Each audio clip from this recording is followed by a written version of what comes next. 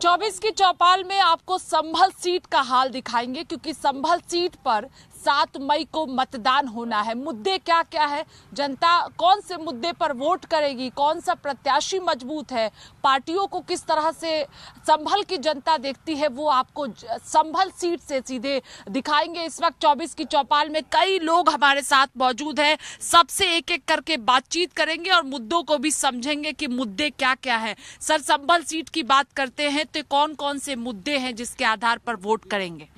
संभल seat पर सबसे पहले है तो शिक्षा का मुद्दा, स्वास्थ्य का मुद्दा, विकास का मुद्दा, इन्हीं सभी बातों को सोच करके वोट करेंगे। अगर हम प्रत्याशियों की बात करते हैं तो कौन सा प्रत्याशी आपको मजबूत लगता है? क्योंकि संभल सीट वो सीट है जिस सीट ने सबसे बुजुर्ग सांसद दिया, हालांकि निधन हो गया है, उनके पोते उम्मीदवार है इस बार। अगर मजबूती की बात करोगे तो हमारे यहाँ पर सबसे ज्यादा मजबूत बहुजन समाज पार्टी के प्रत्याशी है। शिक्षा की बात कर रहे हैं कि शिक्षा के आधार पर वोट करना चाहिए। क्या नाम है आपका? राम बहादुर सिंह। राम बहादुर जी, बताइए मुद्दे क्या है संभल सीट पर?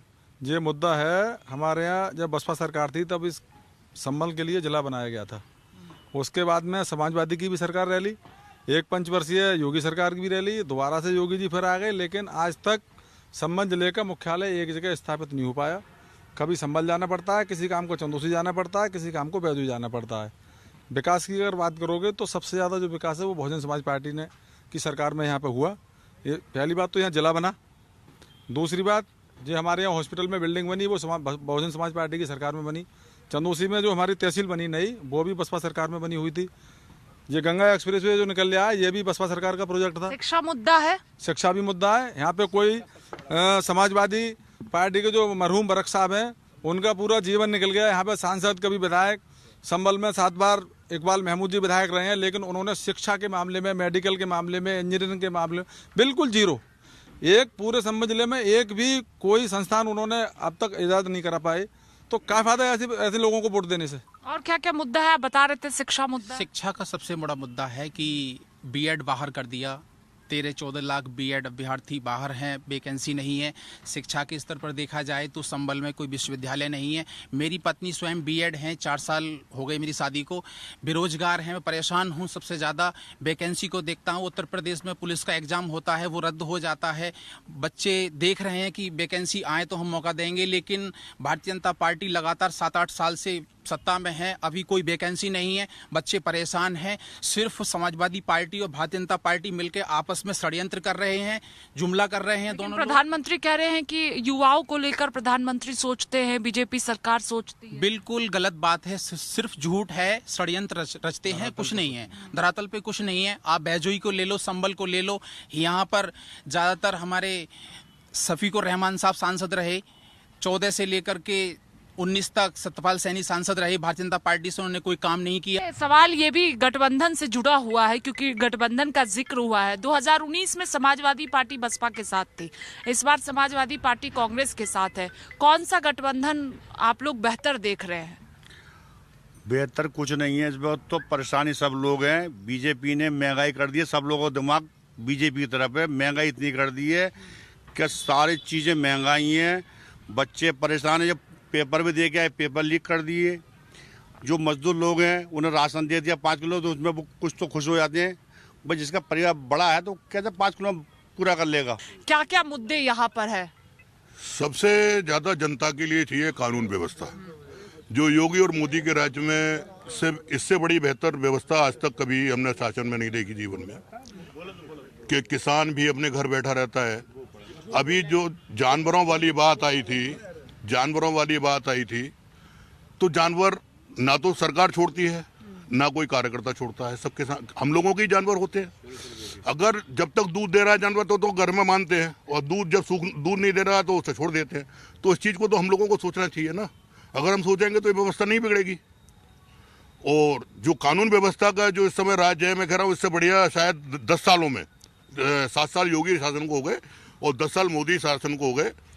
आज तक किसी भी बड़े मंत्री पे केंद्र सरकार के कोई भ्रष्टाचार का आरोप कोई साबित नहीं कर पाया। तो आपको लगता है कानून व्यवस्था के आधार पर वोटिंग होगी? जी बिल्कुल। देखिए और भी कई लोग हैं, बातचीत एक एक करके करेंगे। और संभल सीट इसलिए भी महत्वपूर्ण है क्योंकि मुलायम सिंह यादव यहाँ से सांसद रहे हैं, रामगोपाल यादव यहाँ से सांसद रहे, इसलिए भी संभल सीट की ज्यादा चर्चा है। क्या क्या मुद्दे हैं इस बार 2024 में? देखिए 10 साल से भारतीय जनता पार्टी की सरकार है, 6 साल से अधिक मोदी जी सरकार में, योगी जी सरकार में, मोदी जी 10 साल से। संभल की जनता को मैं धन्यवाद देता हूं कि लोकसभा का सदस्य एवं संभल से विधानसभा का सदस्य परमानेंट चुनती आई है समाजवादी पार्टी को। समाजवादी पार्टी के लोगों ने जितना विकास संभल में किया कोई नहीं कर पाया। रामगोपाल जी जब थे यहाँ से, मुलायम सिंह जी थे, उनके बाद रामगोपाल जी हुए, तो यहाँ चौड़ीकरण सड़कों का हुआ, राजकीय इंटर कॉलेज संभल में खुला। और 10 सालों में 2017 की सरकार जाने के बाद भारतीय जनता पार्टी ने संभल के विकास को रोक दिया। बहुजन समाज पार्टी और भारतीय जनता पार्टी कई बार मिलकर सरकार बना चुकी थी। उन्हीं ने यहाँ पर चलते समय बहजोई भीमनगर नाम से मुख्यालय बनाया। समाजवादी पार्टी और भारतीय जनता पार्टी की स्वयं की ये मांग थी कि जिला संभल बनना चाहिए। समाजवादी पार्टी ने जिला संभल घोषित किया था। उसके बाद योगी जी बैठने के बाद उन्होंने मुख्यालय को स्थापित करने के लिए बहजोई को पुनः नाम खत्म करके बहजोई को मुख्यालय बनाने का काम किया। शिक्षा की बात मैं आपको बता दूं, जब तक जिला पंचायत मुरादाबाद थी, यहाँ अध्यक्ष कुसुमलता जी रहीं, शिक्षा क्षेत्र में सबसे ज़्यादा कार्य हुए, सबसे ज़्यादा स्कूल खुले हमारे यहाँ। लेकिन जब से 17 में जाने के बाद 17 में सरकार में माननीय अखिलेश यादव जी की में लैपटॉप से लेकर और जो अभी कानून व्यवस्था की बात कर रहे हैं तो 100 नंबर चलाने का काम भी अखिलेश जी ने किया। ये सारी सुविधा समाजवादी पार्टी ने लगता है समाजवादी पार्टी मजबूत है। क्या क्या मुद्दे हैं? अरे आप युवा है, बताइए, क्योंकि युवा ज्यादा बेहतर बताते हैं कि किस तरह से भविष्य का फैसला भी आपके हाथ में है। क्या सोचते हैं चुनाव को लेकर? चुनाव को लेकर हम तो अखिलेश यादव को वोट करेंगे इस बार। क्या माहौल है? बहुत बढ़िया माहौल है, जीत रहे हैं 1 लाख वोटों से। क्या लग रहा है अखिलेश यादव ने क्या कार्य किया है जिसको लेकर वोट करेंगे? उन्होंने मरीजों की तत्काल के लिए एम्बुलेंस चलवाई, 100 नंबर चलवाई, उनको बदल बदल के इन्होंने बस 112 कर दी। इन्होंने कुछ नया थोड़ी करा उसमें। मोदी सरकार पेपर लीक करा दिया पुलिस भर्ती का। मैंने खुद एग्जाम भरा था, बताओ क्या करूं। पेपर लीक करा दिया। ये 60 लाख बच्चों के दिल पे ठेस पहुंची है। सब ऐसे ही फिर रहे हैं। इतनी तैयारी करी और जाके पेपर दिया, फिर वो लीक हो गया। ये तो दुख की बात है ना। देखिए पेपर लीक एक मुद्दा है क्योंकि जिस तरह से पूरा मामला हुआ था और कई छात्रों ने प्रदर्शन भी किया था। और क्या क्या मुद्दे हैं यहाँ पर जिसको लेकर वोट करेंगे 7 मई को? यहाँ मुद्दे बहुत हैं यहाँ पे, और देश में संभल समाजवादी पार्टी जीत रही है। क्यों लगता है समाजवादी पार्टी जीत रही है? नहीं, सरकार के प्रति विरोध है लोगों का। क्यों विरोध है? कुछ है ही नहीं सरकार के पास सिवाय धर्म के नाम पे राजनीति करने के अलावा। सिर्फ धर्म के नाम पे राजनीति हो रही है, उल्टी सीधी बातों को प्रचलित किया जा रहा है। प्रधानमंत्री मंच से मुसलमानों का नाम ले रहे हैं, उनके पास कोई मुद्दा ही नहीं है। ये बड़ा अफसोसजनक है कि प्रधानमंत्री अपने 10 सालों के काम की बात नहीं करते हैं। प्रधानमंत्री की जबान पे समाजवादी पार्टी और कांग्रेस के अलावा कुछ रहता ही नहीं है। भारतीय जनता पार्टी के लोगों को 7 साल में यही दिखता है कि समाजवादी पार्टी ने ये किया और 70 साल में कांग्रेस ने ये किया। इन पे अपना बताने का कोई न विजन है न विकास लगता है कि धर्म की राजनीति नहीं करनी चाहिए। बिल्कुल नहीं करनी चाहिए। इससे नाराज है आप लोग कि जिस तरह से कहा जा रहा है मुसलमानों के नाम पर, वो उसको लेकर नाराजगी है? बिल्कुल नाराजगी है, और किसी भी इन्हीं प्रधानमंत्री को नहीं, किसी भी नेता को धर्म के नाम पर राजनीति नहीं करनी चाहिए। विकास की राजनीति होनी चाहिए, बेरोजगारी के ऊपर राजनीति होनी चाहिए। जनता को रोजगार चाहिए, इसके ऊपर राजनीति होनी चाहिए। बेरोजगारी मुद्दा है सबसे बड़ा मुद्दा है बेरोजगारी। आपने सारे इस गवर्नमेंट के 7 पेपर लीक हो चुके हैं। इतनी वीक सरकार है, लेकिन बुलडोजर के दम पे सरकार अपने आप को मजबूत बताती है। आप में दम होता तो आप उन लोगों के यहाँ बुलडोजर चलवाते ना जिन्होंने पेपर लीक किए। आप चलवाते हैं कि ये देख लेते हैं कौन से धर्म का है, फिर उसके आप बुलडोजर भेज देते हैं, तो नाइंसाफी है। राहुल अखिलेश की जोड़ी कैसी है? अच्छी है। मजबूत लग रही है? मजबूत लग रही है। क्या लग रहा है कितनी सीटों पर चुनाव जीत जाएंगे उत्तर प्रदेश में? पिछली बार से ज्यादा सीटों पे जीतेंगे। और क्या क्या सर मुद्दे हैं संभल सीट पर? क्या क्या मुद्दे लग रहे हैं जिसको लेकर लगता है आपको कि संभल की जनता वोट करेगी? संभल जो है समाजवादी का गढ़ रहा है, वो जो है समाजवादी का ही गढ़ है। वो जीतेंगे जो है जियाउर रहमान काफी वोटों से। क्या क्या काम लगता है समाजवादी पार्टी ने संभल सीट पर किया है? संभल सारा काम ही विकास ही उन्होंने किए। समाजवादी ने लैपटॉप दिए, ई रिक्शे दिए और जो है साइकिलें बांटी और कन्यादान विद्यादान वो सारे इन लोगों ने बंद कर दिए। बेरोजगारी भत्ता दिया। लगता है समाजवादी पार्टी ने काम किया। बिल्कुल। मेडिकल कॉलेज भी उन्होंने कराया था अखिलेश जी ने, और मेट्रो ट्रेन चली है। उन्हें ये बीजेपी को ये नहीं पता था, अपनी सरकार में उनके दादा परदादा को ये नहीं पता था कि मेट्रो ट्रेन कब आई थी। ये समाजवादी सरकार में आई थी, मेट्रो ट्रेन चली थी। और प्लस उन्होंने इतना कुछ कराया, ये बीजेपी ने क्या कराया है। अभी मैंने यूपी पुलिस में पेपर दिया था, वो भी लीक कर दिया। मैं बेरोजगार हो रहा हूँ और किसान के घर से हूँ मैं। और क्या कहते हैं, प्लस ये मान लो आज 45 किलो का यूरिया कट्टा है, पहला आता 50 किलो का। अब जीएसटी लगाएगी उस पर दुकान पर, तो दुकान वाला भी किसान होगा तो कुछ करेगा वो। पहले 40 किलो का कट्टा आता था गेहूँ का, 35 किलो का कर दिया। रेट वही मिलेंगे पूरे। तो इसने बीजेपी ने क्या करा है, समाजवादी ने बहुत कुछ करा है। आप क्या कहेंगे, क्या क्या मुद्दे हैं? जो आप पूछेंगे हम तो सब बताएंगे। क्या क्या मुद्दे हैं संभल सीट पर? सबसे पहले तो मैं आज आपको मीडिया को बधाई देना चाहता हूं, जो देश का चौथा स्तंभ है, कि कम से कम आप लोगों ने सच बोलना स्टार्ट कर दिया।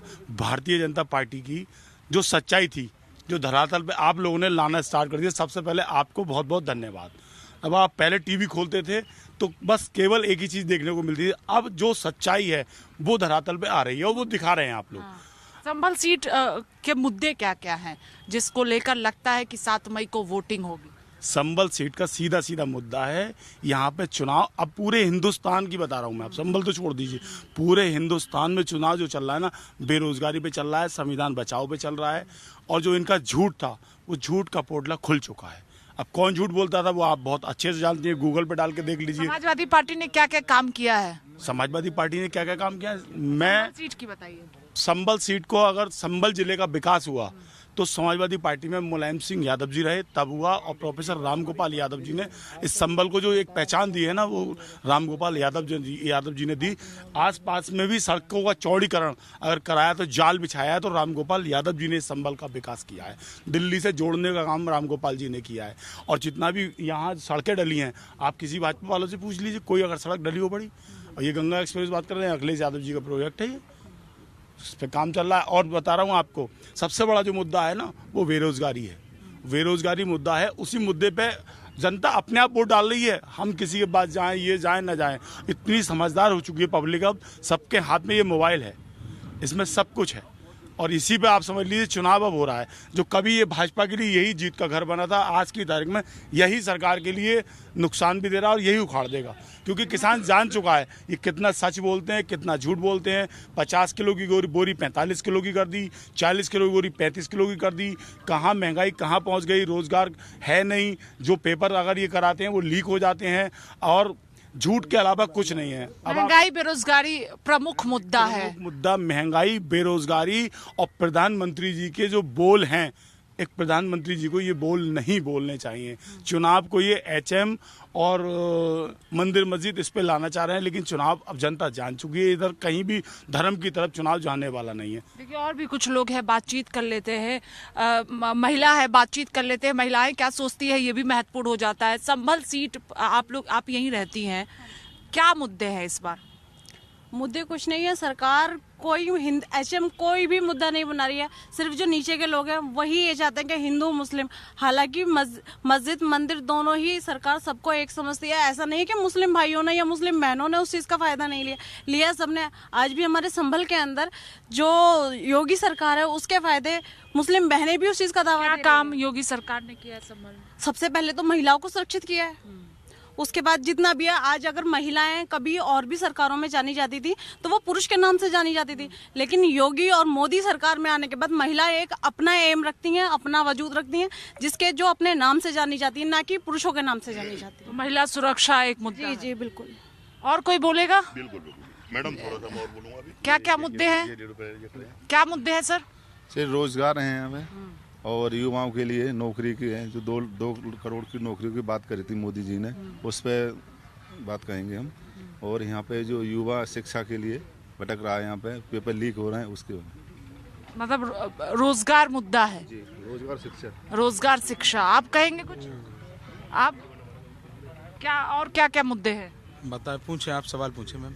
रोजगार शिक्षा मुद्दा है। हाँ, ये तो सबसे बड़ा मुद्दा है। जहाँ शिक्षा अच्छी होती है वहाँ तो कानून व्यवस्था भी ठीक होती है। लेकिन जब शिक्षा ही हमारे यहाँ ठीक नहीं है तो कानून व्यवस्था भी ठीक नहीं है। और रही बात बीजेपी की, तो ये तो चुनावी वादे करते हैं। देखिए, ये संभल सीट का हाल है। संभल की जनता क्या सोचती है वो आपको आज दिखाया है। इसके बाद और भी लोकसभा सीटों का हाल दिखाएंगे। लेकिन अगर यहाँ की बात करते हैं तो बेरोजगारी, शिक्षा, इसके साथ ही और भी कई मुद्दे हैं जिसको लेकर लोग 7 मई को वोट करेंगे। अब देखना होगा 4 जून को जब नतीजे सामने आएंगे तो संभल सीट से कौन जीत कर आता है। लेकिन फिलहाल यहाँ पर चुनाव को लेकर चर्चाएं तेज है। अब इंतजार 4 जून का करना होगा। फिर एक नई लोकसभा सीट पर जाएंगे, वहां पर जनता क्या सोचती है वो आपको दिखाएंगे। नमस्कार।